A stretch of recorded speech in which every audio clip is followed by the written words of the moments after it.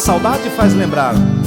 E as notas sentidas que compõem esse chamamé é uma homenagem àquela que tanto me incentivou e ajudou em minha caminhada, e hoje não está mais presente entre nós.